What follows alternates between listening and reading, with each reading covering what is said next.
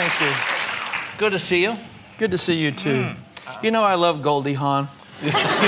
We all love Goldie Hawn. And I always wanted to do a movie with Goldie. Really? And I don't know if we ever will, but, you know, maybe before we go, I could have a little dance with her before. Wouldn't that be nice? Do you mean here? We've always here. loved each Here other. on stage? Yeah. You like those little dance? What sort of dance? Goldie's a great dancer. Well, she is a great dancer. Yeah. Can you do all that? Or we could do a foxtrot. That would be Could we do a equally as... Mr. Oliver will do a fox. fun, you know? Think of a fox. Well, how is everybody tonight? Here's a fox.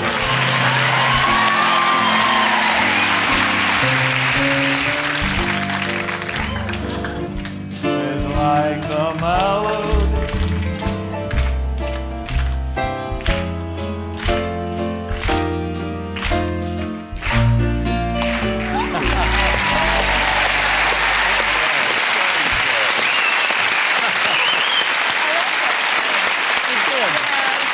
You know, you could spend your whole career wanting to be with someone and work with them, and you don't. This is a way to fulfill your fantasy. But I mean, you're a gypsy, really, aren't you? You're a dancer. That's what you love Well, doing. we both are. Yeah, that's right. That's what Yeah. I'm saying to you. I mean, you dance in your new movie, which Yes. we'll talk about in just a moment.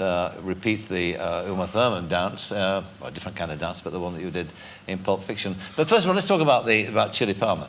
Sure. Yeah, because I love Elmore Leonard novels. Oh, he's the best. He's the best, isn't he? And Chili Palmer's a very, very fascinating creation. Obviously, it fascinates you. I mean, it's the second time you played him. Yes. Well, there's a kind of pedigree when you have the original writer involved, and thus a sequel becomes a little more appealing. Yes. It'd be the same thing with Pulp Fiction. If Quentin were to be involved, you'd be a little more apt to want to do it. Yes. So with Elmore Leonard involved, it was very, well, it was a seduction. Oh, and what is it about the character itself, though, that you enjoy playing so much? Because you obviously do enjoy playing it. I do. He always reminded me of James Bond. And in the U.S., we have no answer to the James Bond character, so I thought I would make one. And it was in Chili Palmer, and it was really in his writing more than it was anything. But he was, you know, fearless and unflappable. Cool, and I think that's kind of the original definition of cool. Yes. And I really elegant and dapper, and it's fun to portray that. You don't get a chance to do it very often. And very controlled too. I mean, emotionally controlled. You do have this thing, the look.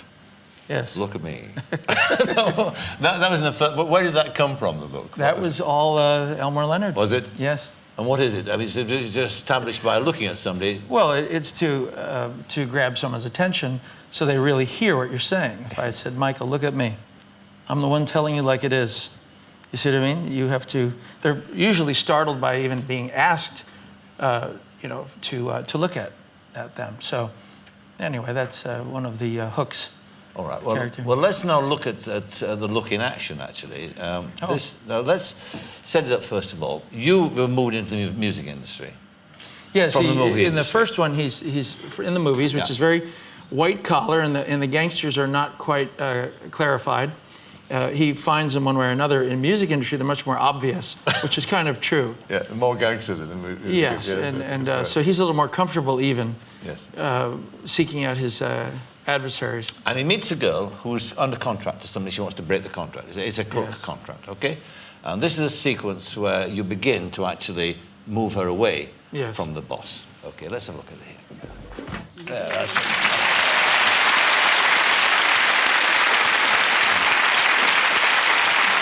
Did you, like Goldie, never dream of being what you became?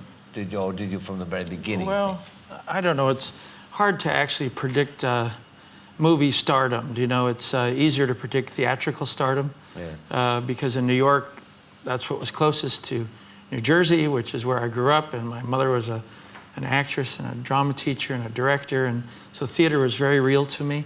Movies a little less real, but nevertheless sought after. So I think it's always hard to imagine that you're really going to make it, you know? Yeah, it seems so unrealistic, you Absolutely. know. I mean, but it happened to you very quickly. I mean, you were 25 and you had the world at your feet, didn't you? I mean, you had... Actually, I was a little younger. I think we both We kind were of both- hit big yeah. at the same age. Yeah. So it was with you, it was Saturday Night Fever, and it was the front cover of Time, and it was all that stuff, and there you were, this huge, colossal. I mean, it went. That was a very strange kind of fame that you got, wasn't it, from Saturday Night Fever? It became, it was bigger than normal fame. Well, because it affected society as well. You know, it was a phenomenon of sorts, which I'm actually very happy about because it made my place in film very strong, and therefore I could have as many ups and downs as I needed and still hold my place. Right. You know, and so we do have our ups and downs. Yeah, absolutely. Yeah. Inevitably. I mean, it's so much is made of your career being full of ups and downs. Yes. But I mean, as you said, that's an inevitable consequence. Nobody Yes. goes like that. And if you're trying to really do it as an actor Yeah. versus just a presence, you will always have ups and downs because being an actor and being true to that, you're doing different types of roles and characters, and you're not leaning on only your presence. And that's something that you then have to accept the ups and downs with. But one of the things that of course, might have happened to you, and I wonder if it did, when you were at that young age, was that it can turn your head. It can make you cocky. It can make you think that you're the king of the castle. Well, it could, but on the other hand, life is so humbling, it's difficult to really... I mean, I think you have to be a little off for it to go to your head, because right next to, you know, all the compliments are insults, and right next to all the ups or downs, and so I think you have to be a little off-center to really allow it to go to your head. Is there a moment you can remember where you were brought back to earth?